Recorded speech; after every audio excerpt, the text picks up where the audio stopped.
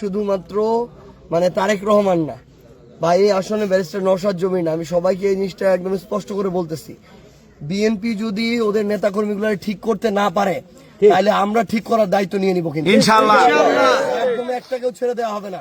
ইনশাআল্লাহ 1,76,000 vote BNP পাইছে, এই জোটও 1,68,000 ভোট পাইছে।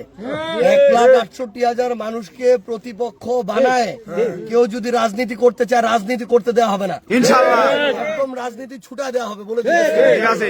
এবং এটাও স্পষ্ট করে বলে, এই যে 8,000 ভোটের পার্থক্য, এরকম হাজারটা প্রমাণ আছে, এখানে মেকানিজম করা হয়েছে।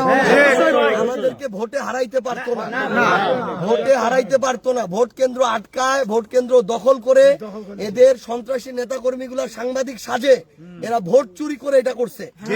তারপরও আমরা একটা সুন্দর পরিবেশের জন্য আমরা মেনে নিয়ে শুভেচ্ছা জানায় পর্যন্ত আসছি। এইটুকু সৎ সাহস দেখাইছি, উদারতা দেখাইছি।